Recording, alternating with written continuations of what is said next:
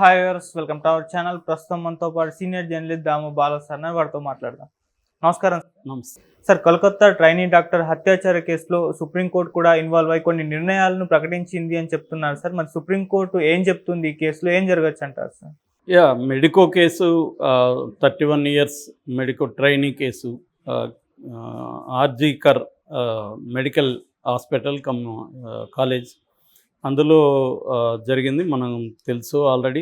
So August 9న early morning ఆమెను అతి దారుణంగా అత్యాచారం చేసి హత్య చేసేసారు. సో ఈ కేసు వెస్ట్ బెంగాల్నే కాకుండా మొత్తం దేశాన్ని ఊపేస్తుంది. ఎందుకంటే ఒక వర్క్ ప్లేస్లో డాక్టర్లు ఎంతో ఒత్తిడితో పనిచేస్తుంటారు. ఈమె కూడా 36 గంటలు అంతకుముందు పనిచేసింది. మామూలుగా ట్రైనీ 2 ఏళ్ళు 3 ఏళ్ళు ఉంటుంది.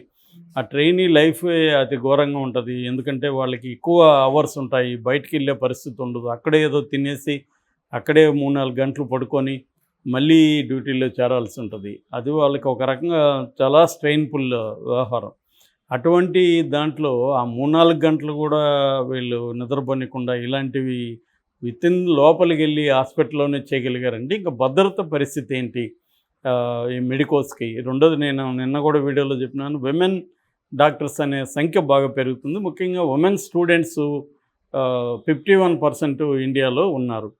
అంటే మేల్ స్టూడెంట్స్ కంటే కూడా మెడికల్ సెక్టర్లో ఉమెన్ స్టూడెంట్స్ ఎక్కువ ఉన్నారు. ప్రాక్టీస్కి వచ్చేసరికి తగ్గిపోతుంది ఆ పర్సంటేజ్, బట్ పెరుగుతుంది, ఉమెన్ స్టూడెంట్ల సంఖ్య పెరుగుతుంది. అలాంటిది ఇప్పుడు ఒక్కసారిగా స్టూడెంట్స్లో వాళ్ళ పేరెంట్స్లో ఒక భయాందోళన నెలకొన్నాయి. అంటే కలకత్తా ఒక పెద్ద నగరంలో ఒక పెద్ద హాస్పిటల్లోనే ఇలా జరిగితే ఇంకా మామూలు స్మాల్ టౌన్లో చాలా ఏరియాల్లో ఏమీ భద్రత ఉండదు. అలాంటి చోట్ల పరిస్థితి ఏంటి, ఎక్కువ వీళ్ళు నైట్ డ్యూటీలు చేస్తుంటారు అనేది ఇప్పుడు అందరికీ ఇదైంది. ఈ కాంటెక్స్ట్లో మమతా బెనర్జీ ప్రభుత్వం తగిన విధంగా స్పందించలేదనే విమర్శలు కూడా వెల్లువెత్తాయి. ఓకే. సో దాంతో అక్కడ కలకత్తా హైకోర్టు దాన్ని ఆల్రెడీ ఈ అమ్మాయి వాళ్ళ బాధితురాలి పేరెంట్స్ హైకోర్టులో కేసు వేస్తే అక్కడ సిబిఐకి విచారణకి ఆదేశించడం, సిబిఐ కూడా రంగంలోకి దిగి నిందితుడైన సంజయ్ రాయ్ని, ప్రిన్సిపాల్ అయిన సందీప్ ఘోష్ని వీళ్ళందరినీ విచారిస్తుంది. తర్వాత అక్కడున్న ఫిజికల్ ఎవిడెన్స్ని కలెక్ట్ చేసింది. ఫోరెన్సిక్ సైన్స్ ల్యాబ్కి చాలా విషయాలను పంపించింది. సమగ్రంగా స్టడీ చేస్తుంది. ఇటుపక్క ఇదే సమయంలో సుప్రీంకోర్టు సూమోటోగా దాన్ని స్వీకరించింది. సూమోటో అంటే ఎవరు కంప్లైంట్ చేయకుండానే కోర్టులు తమంతట తాము ఏ కేసునైనా టేకప్ చేయొచ్చు. అలాగే దాన్ని సూమోటో అంటారు. అలాగే సూమోటోగా సుప్రీంకోర్టు ఈ కేసుని టేకప్ చేసింది. నిన్న విచారణ జరిగింది. ఇది 3 జడ్జిల బెంచ్ అనమాట. Chief justice D Y Chandrachud, justice Pardiwala, justice Manoj Mishra, ఈ 3తో కూడిన ధర్మాసనం నిన్న చాలా సుదీర్ఘంగా విచారించింది.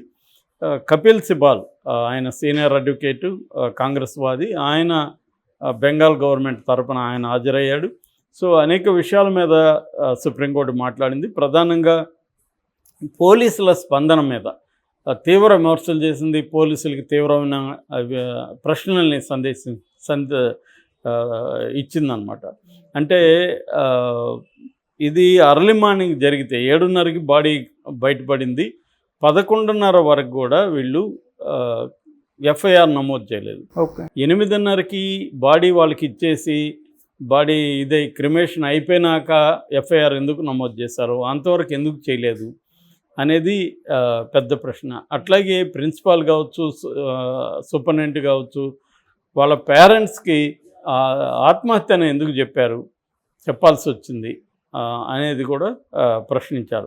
ఇట్లా ప్రధానంగా ప్రశ్నించారు. దాని తర్వాత ఒక పాత కేసు గురించి కూడా డివై చంద్రచూడ్ చెప్పారు. అరుణ షాన్బాగ్ అని 1973లో కేఈఎం హాస్పిటల్ ముంబైలో దారుణంగా ఆమె కూడా ఇలాగే అత్యాచారానికి గురయ్యి చనిపోయింది హాస్పిటల్. తర్వాత ఆ సంఘటన కూడా ఆయన గుర్తు చేసుకున్నారు. అప్పటికి ఇప్పటికీ చేంజ్ ఏమి రాలేదు పరిస్థితులు. ఇది ఎట్లా సాధ్యమైంది ఇంత ఘోరంగా అని ప్రభుత్వ వైఫల్యాన్ని గురించి కూడా మాట్లాడారు. సో ఈ కాంటెక్స్లో ఇంతవరకే కాకుండా కొన్ని కాంక్రీట్ నిర్ణయాలను కూడా సుప్రీంకోర్టు తీసుకుంది. ఒకటి, ఈ అమ్మాయి ఫోటో కానీ ఈ అమ్మాయి పేరు కానీ ఆల్రెడీ మీడియాలో వాడుతున్నారు. మీడియాకి బాధ్యత లేదా, ఇలాగ చేయొద్దని నేను అనేకసార్లు సుప్రీంకోర్టు చెప్పింది. బాధితుల ఫోటోలు, బాధితుల ఐడెంటిటీ బయటికి తీసుకురావడం కరెక్ట్ కాదు అని చెప్పింది. అయినా కూడా అవి చేస్తున్నారు, అర్జెంటుగా అవన్నీ తీసేయండి అని చెప్పారు. రెండవది, ఒక నేషనల్ ఎన్టీఎఫ్ అని, నేషనల్ టాస్క్ ఫోర్స్ అని 9 మంది ప్రముఖ డాక్టర్లతో, తర్వాత ప్రిన్సిపల్ సెక్రటరీ ఇలాంటి వాళ్ళతో 9 మందితో కూడిన ఒక నేషనల్ టాస్క్ ఫోర్స్ని కూడా అనౌన్స్ చేశారు. అందులో మన తెలుగు డాక్టర్ కూడా ఉన్నారు. ఆయన doctor Nageswara Reddy, AIG, Asian gastro enterology, ఆయన దాని హెడ్. వెరీ పాపులర్, మనకి నాగేశ్వర రెడ్డి గురించి తెలుసు.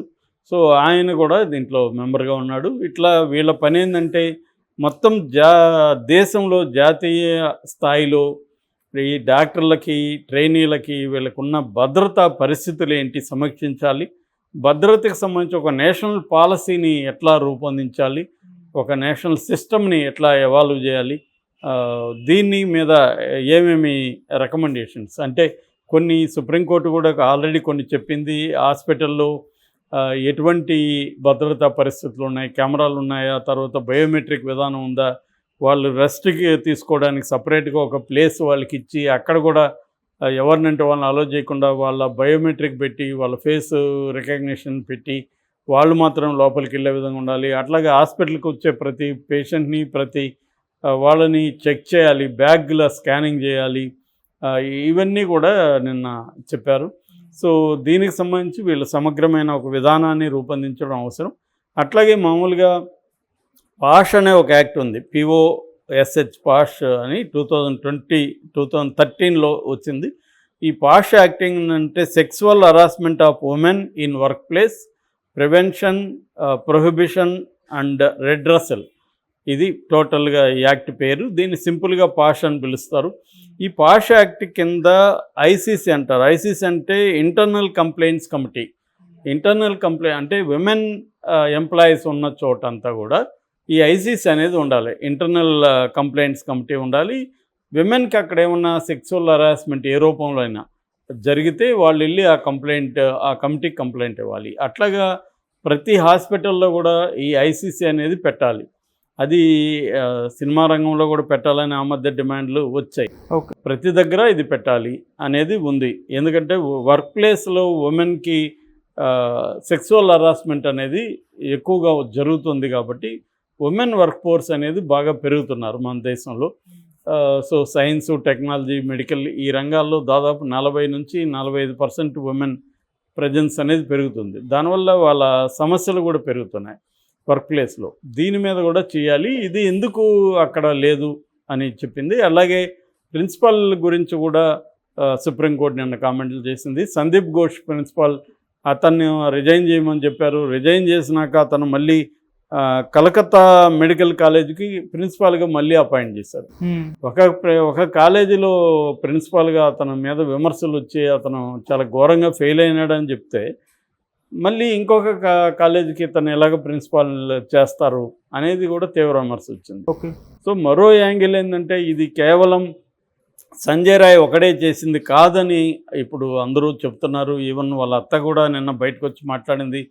నా కూతుర్ని కూడా ప్రెగ్నెంట్ ఉన్నప్పుడు ఇతను కొట్టాడు, అమ్మాయి అబార్షన్ అయిపోయింది, అప్పటి నుంచి 2 ఏళ్ళ నుంచి మేము ఇతని మీద కోర్టులలో ఫైట్ చేస్తున్నాం. అలాంటి వ్యక్తిని వీళ్ళు సివిక్ వాలంటీర్గా ఎలా తీసుకున్నారు, పోలీసులతో కలిసి పనిచేసే విధంగా ఎలా ఇతన్ని పెట్టుకున్నారు అనేది కూడా చాలా పెద్ద ప్రశ్న. అంటే ఆ పోలీస్ డిపార్ట్మెంట్ మీద కూడా ప్రశ్నలు ఉన్నాయి. సో ఆమె కూడా ఏం చెప్తుందంటే ఇతనైతే ఖచ్చితంగా చేస్తుంటాడు కానీ ఇతను ఒక్కడే చేస్తున్నాడు అనేది కూడా ఆమె మాట్లాడింది. అతన్ని ఉరి తీయండి అని కూడా ఆమె అత్తగారు కూడా చెప్పింది.